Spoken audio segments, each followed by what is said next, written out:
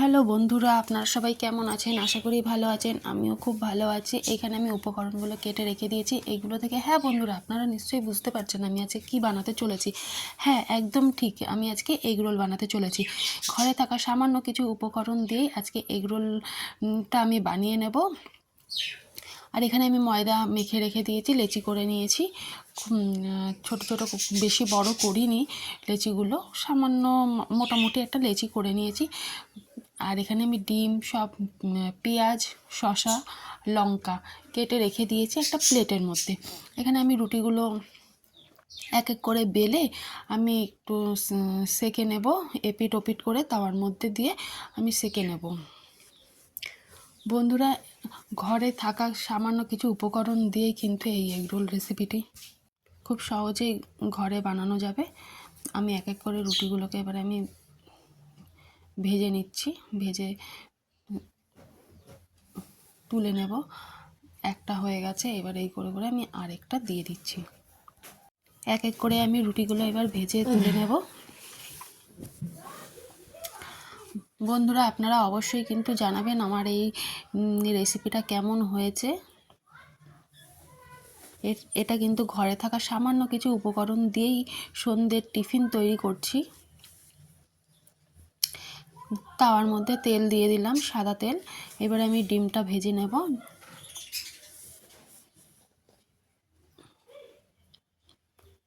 এবার ডিমটা আমি দিয়ে দিচ্ছি।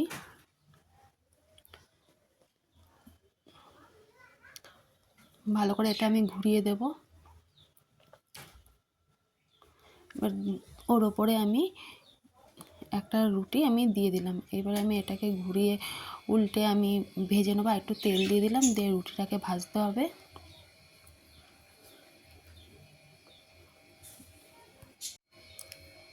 রুটিটা আমি ভেজে নেব।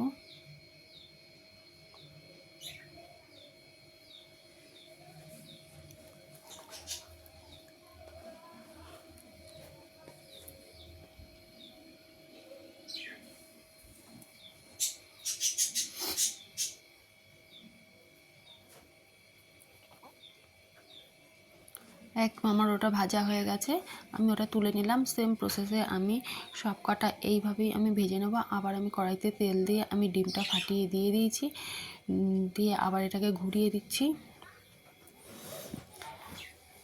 সেমভাবেই আমি এইগুলোকে আমি ভেজে নেব।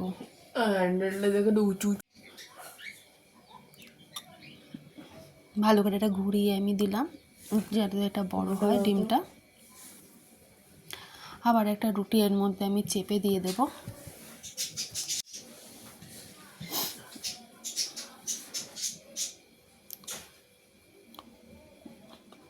এটা পুরো মাপে মাপে হয়েছে, পুরো ডিমের সাথে পুরো আটকে গেছে, পুরো ডিমের সাইজেরই রুটিটা হয়েছে। ভালো করে চেপে দিচ্ছি। ডিমটা ভাজা হয়ে গেলে এক পিঠে, তারপর আমি এই পিঠটা উল্টে আবার তেল দিয়ে ভেজে নেব।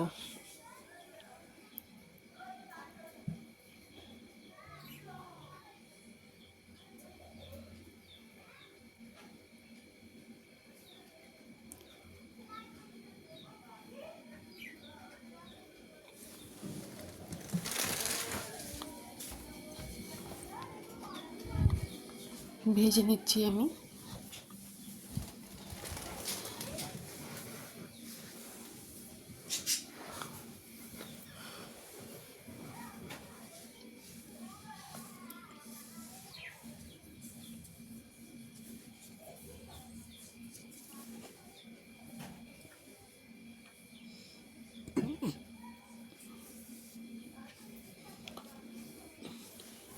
আবার একবার উল্টে দিলাম ডিমটার দিকটা। এই দিকটা প্রায় আমার হয়েই গেছে।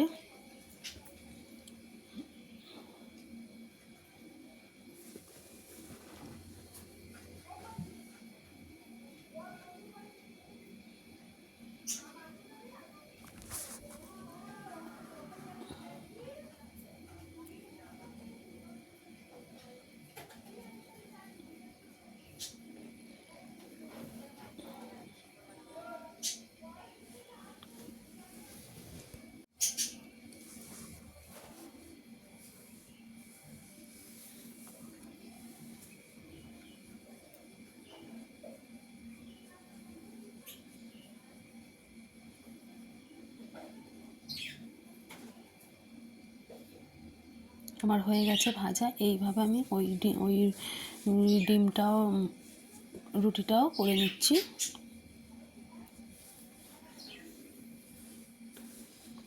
খুব সুন্দর করে রুটিটা ভাজাও হয়ে গেছে। এখানে আমার ভাজা হয়ে গেছে 3টেই। আর এখানে আমি রোলের আকারে এইবারে আমি মুড়ে নেব।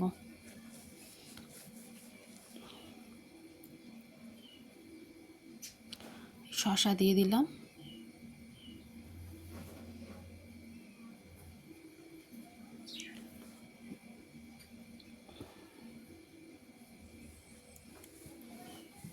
উপর দিয়ে পেঁয়াজ কুচি দিয়ে দিলাম,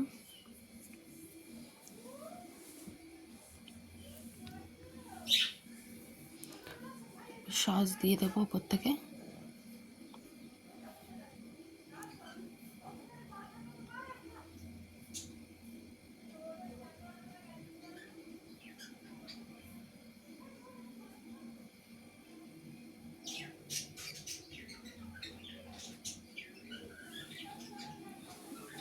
সস দিয়ে দিলাম আর 2-4টা লঙ্কা কুচি দিয়ে দেবো আর সামান্য একটু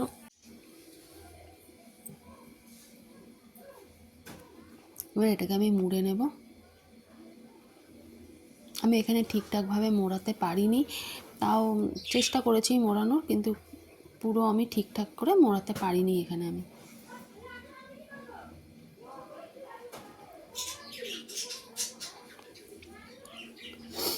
হয়ে গেছে। এখানে আমার এইভাবে আমি প্রত্যেকটা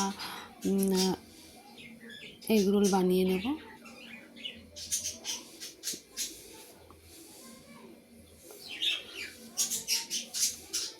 দু চারটে লঙ্কা দিয়ে দিচ্ছি, এদিকে সস দিয়ে দিচ্ছি, পেঁয়াজ কুচি, শসা সব দিয়ে দিলাম।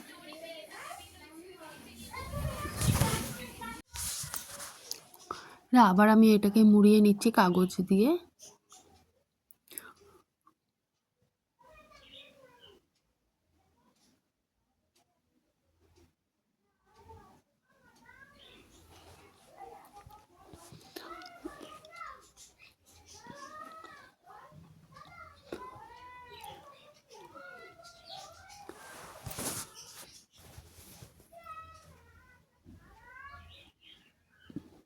এখানে আমার 3টেই বানানো হয়ে গেছে।